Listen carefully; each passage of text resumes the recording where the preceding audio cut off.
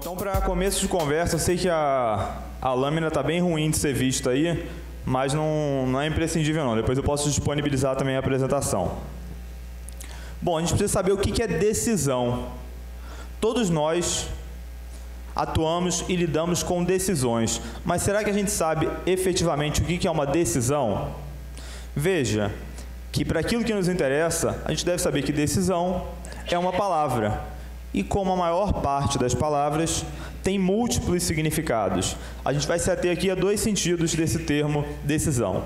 O primeiro deles é o de decisão como pronunciamento judicial decisório. Então a gente fala em decisão nesse primeiro sentido quando a gente está fazendo referência a decisões interlocutórias, sentenças, acórdãos e decisões monocráticas dadas em órgãos colegiados. Então veja, quando a gente diz que uma sentença é uma decisão, que um acórdão é uma decisão, estamos chamando de decisões os pronunciamentos judiciais decisórios como um todo.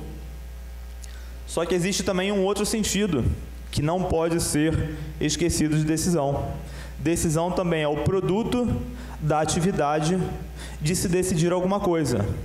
Então qualquer assunto, quando é decidido, o produto dessa atividade, desse ato de se decidir, também se chama decisão. Então, por isso que a gente pode falar que uma decisão, no primeiro sentido, frequentemente, via de regra, contém várias decisões. O juiz, numa sentença, ele não resolve apenas, ele não decide apenas uma única matéria, um único assunto. Ele decide se ele acolhe ou não a pretensão do autor, é verdade. Mas ele também decide se admite ou não quaisquer das matérias alegadas pelo réu. Ele decide questões processuais, tais como legitimidade das partes, competência absoluta ou relativa. Então, tudo isso são questões. E o nome dado ao produto dessa atividade também é decisão. O que são capítulos? Capítulos já não é um termo tão simples assim da gente concluir o que são capítulos. Eu recorri então ao dicionário Roais. Está lá no Roais que capítulo é palavra que tem os seguintes sentidos, pelo menos: divisão de livro, código, tratado e etc. Nesse sentido, quando vocês abrem lá o Código de Processo Civil, a gente sabe que o código é dividido em partes, livros, títulos, e que cada título é subdividido em capítulos. Então, capítulo é o nome de uma subdivisão, por exemplo, do Código de Processo Civil. Mas é um termo que também tem outros sentidos. Artigos de texto acusatório, assembleia de religiosos, o local onde se reúne essa assembleia, projeção cefálica dos carrapatos, vejam, isso também é capítulo. Etimologicamente, capítulo significa cabeça pequena. Capitel de coluna, então uma coluna lá, aquele detalhe que tem lá em cima, é um capítulo também. Divisão de um livro, etc. E qual desses sentidos nos interessam? Nenhum. É importante a gente saber que o termo capítulo tem todas essas acepções, exatamente para que a gente saiba que esses sentidos não esgotam todos os sentidos possíveis do termo capítulo. E na expressão capítulo de decisão, não é nenhum desses sentidos que vai nos interessar.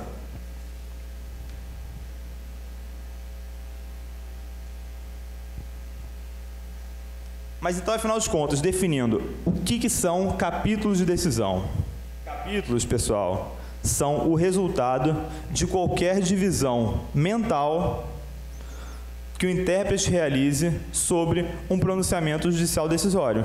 Então, eu olho para uma decisão interlocutória, eu olho para uma sentença, e qualquer divisão mental que eu faça sobre aquilo ali, em verdade, eu estou dividindo esse pronunciamento em capítulos daquele pronunciamento, em capítulos de decisão. Então, vejam, capítulos de decisão tem alguma coisa a ver com relatório, fundamentação e dispositivo da sentença? Não, não tem nada a ver com isso. Relatório, fundamentação e dispositivo é uma divisão estrutural da sentença, por exemplo. Capítulos de decisão tem alguma coisa a ver com o juiz dividir a sentença dele em capítulos? Falar capítulo 1... capítulo 2, capítulo 3 e examinar cada uma das teses em um capítulo? Não tem nada a ver com isso. Note, quando o juiz dá uma sentença nesses termos, especificando cada um dos capítulos, o que ele está fazendo é uma atuação bastante semelhante àquela do legislador no CPC. Ele está dividindo um texto em subtópicos. Então, está tratando de capítulo como o subtópico de uma sentença. E a gente está vendo que capítulo de decisão não é nada disso. É o resultado de qualquer divisão mental. É o produto de uma abstração. Primeira observação que a gente tem que fazer em relação a essa definição. Muito cuidado, pessoal, com a expressão capítulos de sentença. Essa é uma expressão que se tornou bastante conhecida, porque é o nome também de um livro publicado pelo Cândido Rangel Dinamarco, ainda à luz do CPC de 73, onde ele desenvolve a teoria que ele chama capítulos de sentença. Mas vejam, mesmo Dinamarco, na primeira edição do livro dele, lá em 2002, já deixa claro que por essa expressão capítulos de sentença, ele está denotando capítulos de qualquer pronunciamento judicial decisório. Ele emprega sentença aí na acepção ampla, no sentido mais largo possível do termo. Segunda observação, a gente já viu que capítulo não tem nada a ver com decomposição estrutural. E terceira observação é a de que não é correto a gente falar em uma decisão de um só capítulo. Ah não, olha, é muito difícil a gente pensar em alguma decisão que não comporte nenhuma divisão possível mental. Mas, de repente, uma decisão onde apenas se afaste a alegação de incompetência. Ó, tem uma decisão interlocutória onde a única coisa que o juiz aprecia é que ele efetivamente é competente para a causa. Talvez a gente pudesse falar que aí só foi resolvida uma questão. Mas não falem que isso faz com que a decisão seja uma decisão de um só capítulo. Porque, pela nossa definição, capítulos são resultados de uma divisão. E tudo que a gente divide se torna mais de um. A gente só divide por um na matemática. Dividir por um é uma operação aritmética. Fora da matemática, ninguém divide nada e fica só com um pedaço como resultado.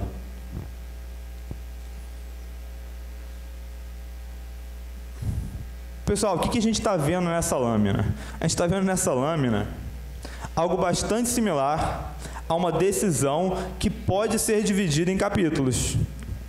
Então, a gente já viu como capítulo não tem nada a ver com o aspecto estrutural da decisão. Imaginem que isso daí seja uma decisão. Como é que a gente pode dividir essa figura daí? Olha, a gente pode dividir ela por cores, pode dividir ela por formas geométricas, por texturas. Então, a gente tem diversas formas possíveis de mentalmente dividir essa lâmina daí. E qual que é o resultado das nossas diversas divisões mentais? A gente vai chegar a capítulos diversos entre si. Se a gente dividir de acordo com as cores, a gente pode ter lá um capítulo vermelho, um amarelo, um laranja, um azul. Se dividir de acordo com as formas geométricas, a gente pode ter lá uma estrela, um círculo, um hexágono, um triângulo, 2 quadrados, 2 retângulos. E acabou? Só essas divisões são possíveis? Não. Isso são apenas alguns exemplos. Eu também posso falar o seguinte, olha, o meu critério de divisão nesse caso daí é dividir essa lâmina em quadradinhos de 1 centímetro quadrado. E eu pego ela, corto toda em quadradinhos de 1 centímetro quadrado. Também com a decisão, as possibilidades são infinitas.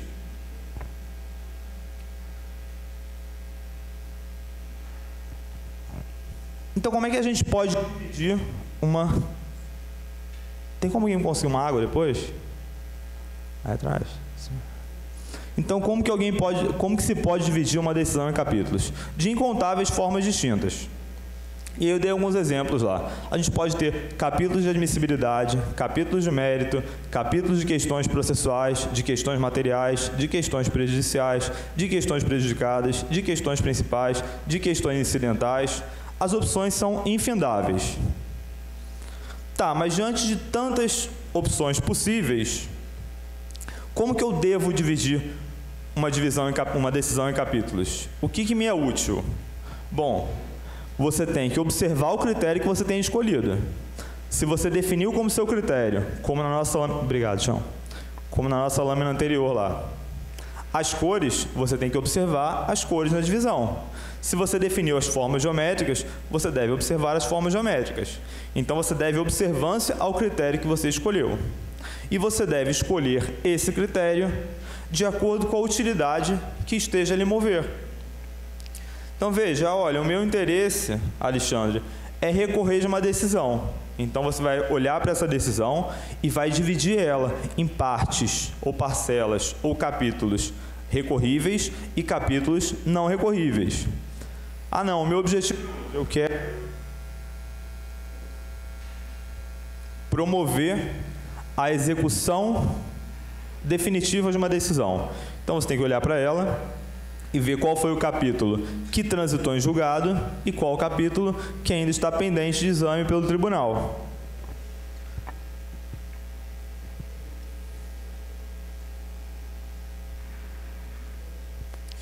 Bom, mas qual a importância prática da gente proceder dessa forma? Primeira delas, o CPC fez uso desse termo capítulo com esse sentido, aqui a gente vem conversando, em pelo menos 5 dispositivos diversos. Lá no 966, parágrafo 3º, falou o seguinte: a ação rescisória pode ter por objeto apenas um capítulo da decisão. Ou seja, diante de uma decisão, por exemplo, de mérito transitada em julgado, você pode ter interesse, eventualmente, em não rescindir ela toda. Não, olha, eu quero rescindir só uma dela, só um dos pedidos que foram julgados. Então, veja que o objeto de rescisão não vai ser todo o pronunciamento judicial decisório, mas sim uma parte dele, um capítulo dele. O artigo 1009, por sua vez, fala o seguinte no seu parágrafo 3º. Da sentença cabe apelação, o disposto no caput deste artigo aplica-se, mesmo quando as questões mencionadas no artigo 1015 integrarem capítulo da sentença. O 1015, vocês devem se recordar, ele relaciona em seus incisos as hipóteses de matérias que, decididas em decisões interlocutórias, as tornam agraváveis. Então, lá nos incisos do 1015, a gente tem as hipóteses de cabimento de agravo de instrumento diante de decisões interlocutórias. O que o parágrafo 3º está esclarecendo é o seguinte, olha, ainda que aquelas matérias constem da sentença sempre cabe apelação. Ainda que você queira recorrer exclusivamente de alguma das matérias do 1015, se aquelas matérias tiverem sido veiculadas dentro de uma sentença, o recurso de que você deve fazer uso é o recurso de apelação. Então, vejam, é muito frequente a gente encontrar na doutrina a afirmação de que capítulos de decisão é o produto de uma divisão estática, como se fosse apenas a gente olhar para uma decisão onde se resolvem 5 pretensões e a gente pudesse dizer, essa decisão daí se divide em 5 capítulos. E o que eu estou dizendo para vocês é o seguinte, essa é apenas uma das formas possíveis de se cortar essa decisão em capítulos. O artigo 1009, parágrafo 3º, faz um corte de uma maneira diversa. O que interessa aí não é que haja mais de uma pretensão resolvida, e sim a matéria que foi decidida. Ainda que a matéria seja agravável, se constar da sentença, o recurso cabível vai ser a apelação. 1013, vamos olhar lá o parágrafo 5º.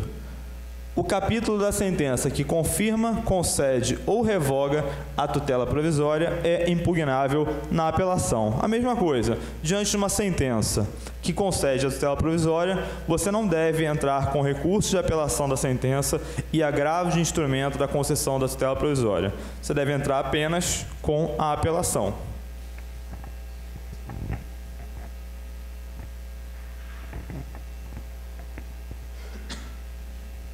Pessoal, tranquilo até aqui, né? Não tem maiores complexidades isso. Agora, a importância para por aí? Não. A adequada compreensão do regramento do CPC depende, em grande medida, dessa conversa que a gente está tendo e da compreensão de que capítulos são resultado de uma pluralidade de formas possíveis da gente dividir uma decisão intelectualmente, mentalmente. E aí eu trouxe alguns exemplos para que a gente veja a importância prática disso. Primeiro desses exemplos, decisão de saneamento e organização do processo.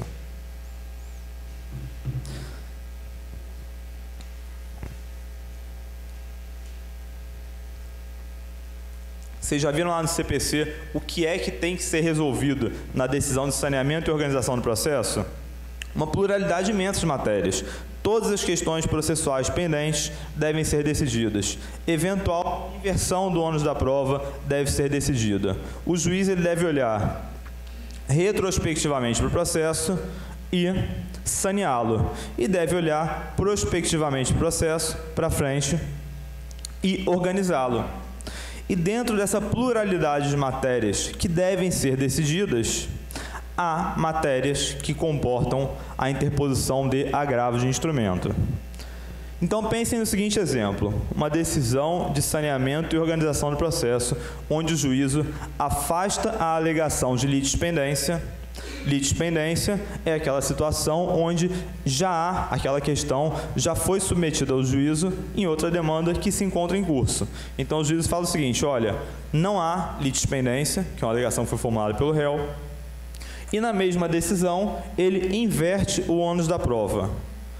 Como que o advogado, como que o operador de direito, a parte, o sujeito processual, deve se portar diante desse pronunciamento, se quiser recorrer dele? Vamos falar assim do que primeiro não comporta controvérsia. A decisão, a matéria, inversão do ônus da prova, é uma matéria agravável nos termos do 1015.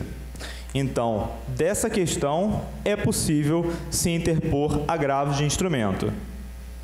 Só que vejam, do afastamento da alegação de litispendência, não é possível agravar. Então, se a gente observar essa concepção daí dos capítulos de decisão, a gente vai perceber que, observando o critério da recorribilidade, a gente consegue fracionar esse pronunciamento judicial em duas decisões.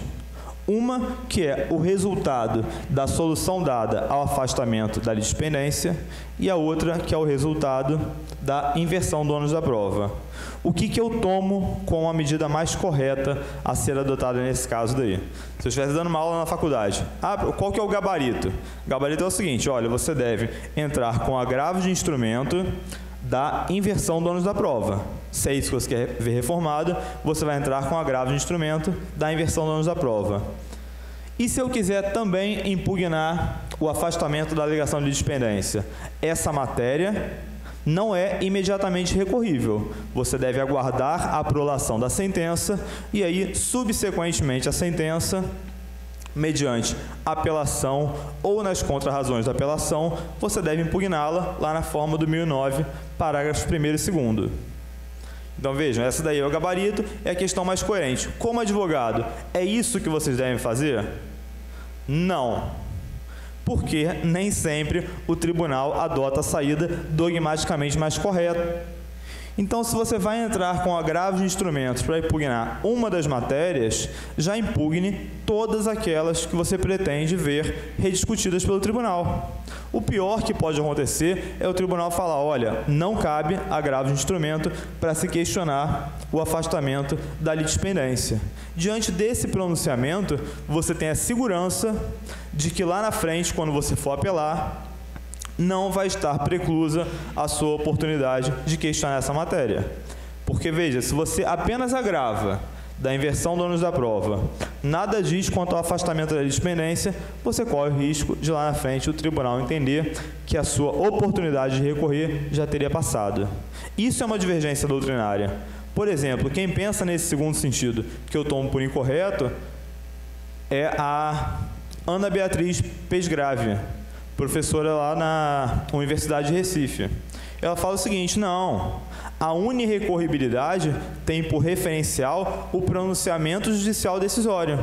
De cada pronunciamento cabe um recurso. Então, se existe alguma matéria na decisão de saneamento e organização do processo que seja agravável, cabe agravo de tudo. Não é assim que eu penso.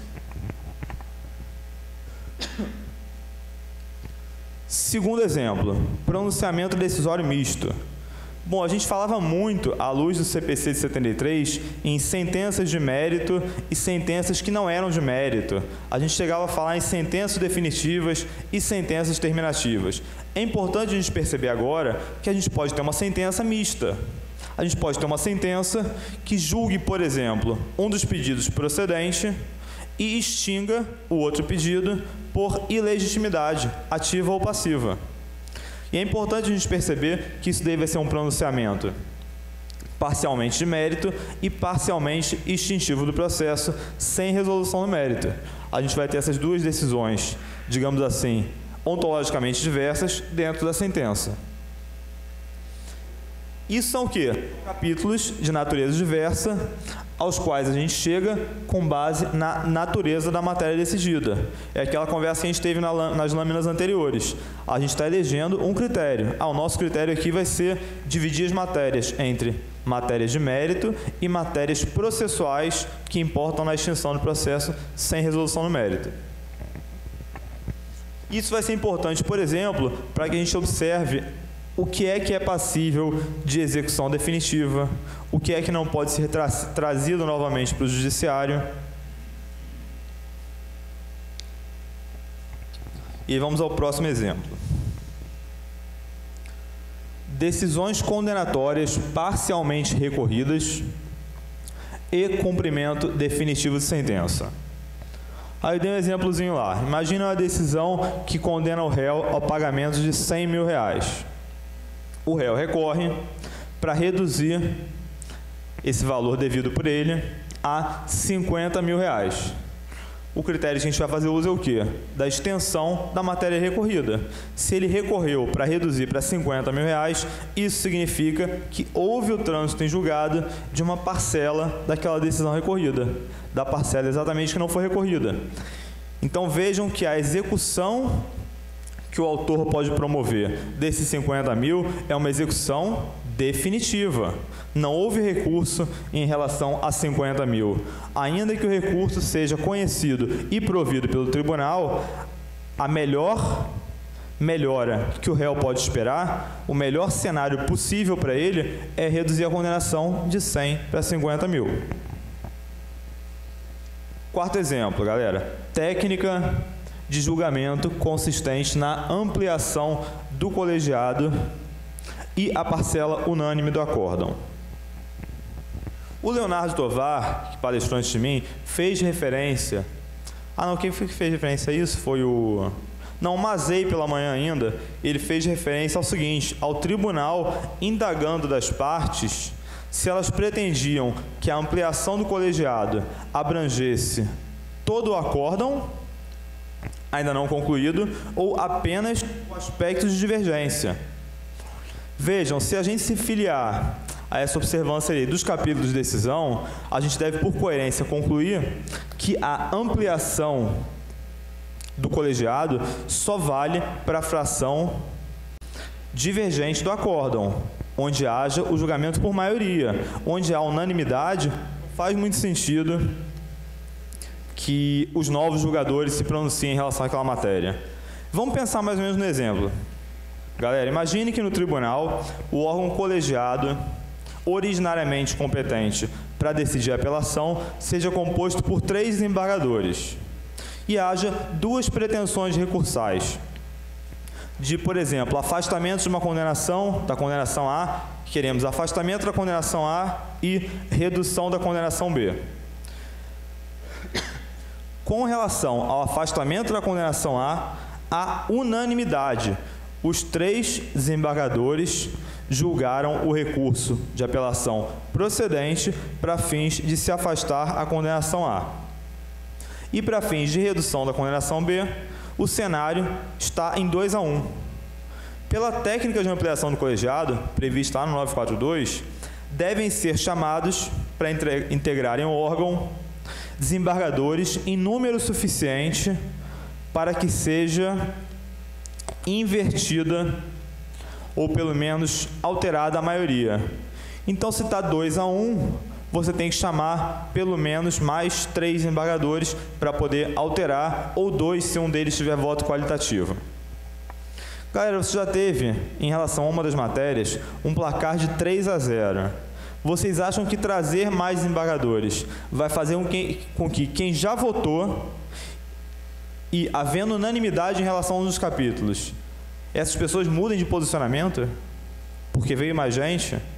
Então, veja, sustentar que o julgamento todo se renova, que quando há apenas uma fração de divergência, tudo tem que ser julgado de novo, é algo bastante ineficiente, porque as chances de que quem já votou volte atrás é muito pequena.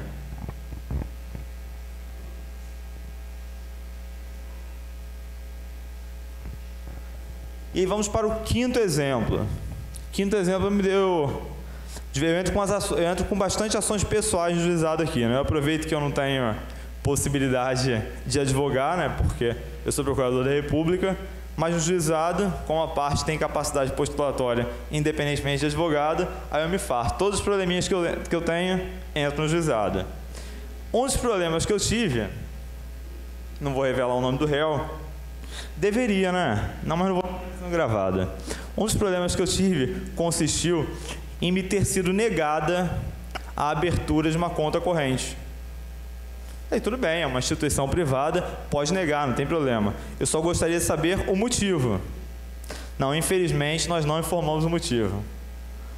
Vocês podem não informar para mim o motivo, mas para o juízo vocês vão ter que informar. E ingressei com uma ação no juizado especial, querendo condenar uma instituição bancária a duas obrigações. Uma obrigação de pagar indenização por danos morais, porque eu me senti ofendido na medida em que me foi negado acesso ao motivo da recusa, e uma obrigação de fazer, consistente em informar por que aquela instituição não me queria como cliente.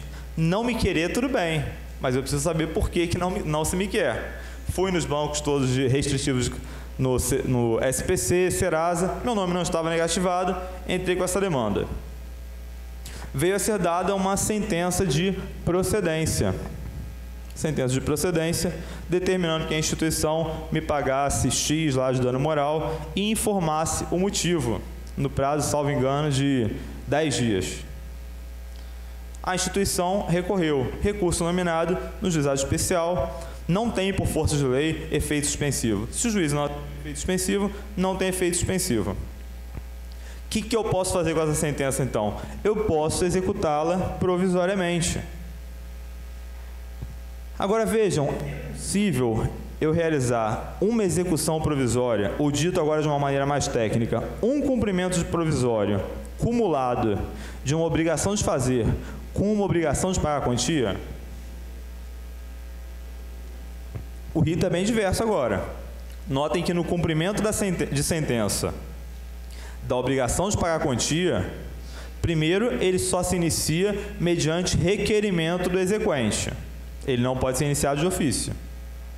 Mediante requerimento do autor desse cumprimento provisório de sentença de obrigação de pagar quantia, o réu, o executado, tem o prazo de 15 dias para fazer esse pagamento voluntário, sob pena de multa de 10%, mesmo no provisório. E o prazo para impugnação se inicia imediatamente após esgotado o prazo do cumprimento voluntário. E na obrigação de fazer é assim? Não é assim. Na obrigação de fazer, o prazo para cumprimento, o prazo para impugnação também se inicia após o prazo para cumprimento voluntário. Só que o prazo para cumprimento voluntário é outro. O prazo para cumprimento voluntário pode ser o que o juiz determinar, e no meu caso, o juízo determinou de ofício o prazo de 10 dias. Então, notem a confusão que é você cumular em uma mesma autuação, em um mesmo processo, se for auto físico, um cumprimento de sentença de obrigação de pagar a quantia com um cumprimento de sentença de obrigação de fazer. Então, o que a gente tem que fazer nesse caso daí? A gente tem que olhar para a sentença e observar que essa sentença, como qualquer pronunciamento judicial decisório, pode ser cortada em capítulos. Qual que é o critério que vai nos interessar utilizar nesse meu exemplo? A compatibilidade ou não dos ritos de cada um desses cumprimentos. Olha, não são compatíveis. Então, o que você pode fazer? Extrai lá a cópia das peças obrigatórias para um cumprimento, tira uma cópia dela, faz 2 encadernações e dá entrada em 2 cumprimentos provisórios com base na mesma sentença. Um para que seja cumprida a obrigação de pagar a quantia certa, o outro para que seja cumprida a obrigação de fazer. Foi exatamente isso que eu fiz.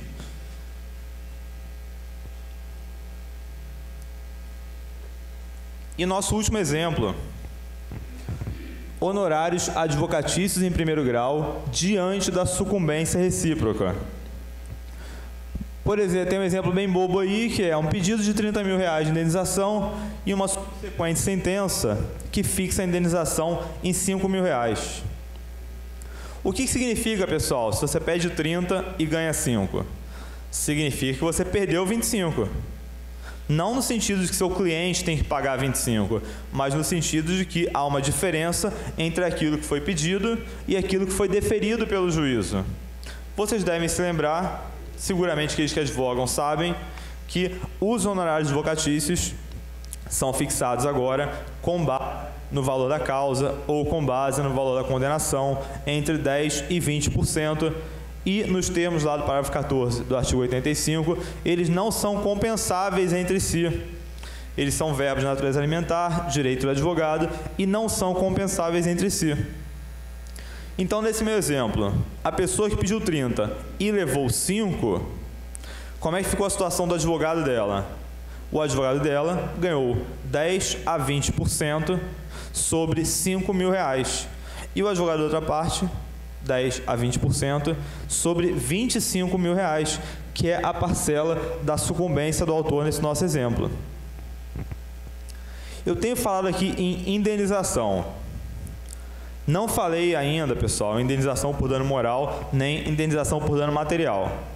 Porque, como a gente viu algumas lâminas atrás, uma coisa é o que é o correto dogmaticamente falando, o que é o mais coerente. A outra é o que devemos levar para a nossa vida profissional. Veja aqui, quem litiga em juízo não quer saber o que é mais coerente, quer saber de defender os interesses do próprio cliente. Então é importante a gente saber que esse raciocínio, por força do entendimento do STJ, não se aplica aos danos morais. O STJ tem uma súmula, a súmula 326, que fala que, em se tratando da pretensão de danos morais, a condenação em montante inferior ao pretendido não acarreta sucumbência recíproca. Se a pessoa que pede 100 mil e leva 5 mil, se forem 100 mil de danos morais para o STJ, para a súmula 326, a pessoa é vencedora. É vencedora de 5 mil. E os outros 95 mil? Não, os outros 95 mil é assim mesmo, porque como dano moral é algo subjetivamente apreciável, como é que a pessoa sabia que ia levar só 5 quando pediu 100? E aí, voltando assim, digamos, em termos científicos, eu discordo disso. E por que eu discordo disso? Porque o que se exige quando se fala em boa-fé processual não é apenas que você ingresse em juízo chutando qualquer valor ou perguntando para o seu cliente quanto que intimamente ele acha que ele merece. Você deve avaliar responsavelmente, e ele também deve fazê-lo, quanto que ele acha que merece e quanto que ele vai levar à luz de casos similares. Não pode ser uma aventura. Ah, não, mas meu cliente, ele gosta, ele é aventureiro, ele quer pedir 100 mil. Tudo bem. Então, assuma o ônus de sucumbir numa grande parte disso e acabar devendo uma verba honorária para o advogado da outra parte superior ao seu êxito. Bom, mas como eu falei, no que toca aos danos morais, existe essa súmula do STJ que muitas pessoas acharam que viria a ser revista com o CPC de 2015. Porque no CPC de 73 não havia nada explícito sobre o valor da causa no que se refere aos danos morais. Não tinha nada. O CPC de 73 não falava que você poderia formular pedidos genéricos de danos morais. Ele simplesmente não falava nada a respeito. E o que as pessoas acabaram fazendo na praxe forense? Formulavam pedidos, pedia para o juiz arbitrar. Ah, eu quero, juiz, danos morais para o meu cliente conforme o prudente arbítrio judicial. E aí vinha lá o prudente arbítrio judicial e o advogado discordava, falava, não gostei desse prudente arbítrio judicial. Vejo que isso já não fazia muito sentido, né?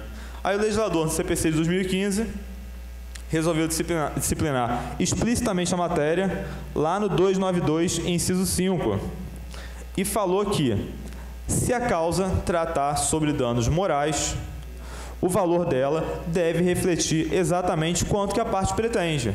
E se a parte atribui à causa aquele valor que ela efetivamente pretende, ela deve recolher custas com base naquele valor e pagar a sucumbência com base naquele valor. Então, muito se escreveu, assim entrou em vigor o CPC de 2015, sobre a superação da súmula 326. Só que ela não foi superada. O STJ tem alguns julgados, mas pelo menos por meio da sua segunda turma, terceira turma e quarta turma, manteve a súmula 356, mesmo subsequentemente à entrada em vigor do CPC de 2015. Aqui que o STJ fala a respeito? Nada. Só ignora que existe agora disposição legal expressa em sentido contrário à súmula e continua aplicando. Então, o que eu faço naquelas minhas açõezinhas de juizado especial, quando constituo os meus amigos para recorrerem para mim das sentenças de primeiro grau? Peço tudo, porque eu não estou dando aula, eu estou querendo obter a situação mais vantajosa possível. Eu peço tudo porque eu sei que, à luz da jurisprudência, se a turma recursal aumentar a minha indenização de 3 mil para 5 mil reais, ainda que eu tenha pedido 30 mil, eu não vou ser sucumbente. Eu vou ter ganho o recurso. Então, eu queria só que vocês não se preocupassem com esses aparentes conflitos que é experimentado por muitas pessoas assim, que palestram, que dão aula. Pô, mas fulano de tal está sendo incoerente, o Alexandre faz um negócio e faz outro. Sim, a gente está em planos distintos. O plano acadêmico é uma coisa, o plano da atuação profissional é outra. E era isso, pessoal, que eu tinha para colocar para vocês. Agradeço mais uma vez o convite e a presença de todos e bom final de semana.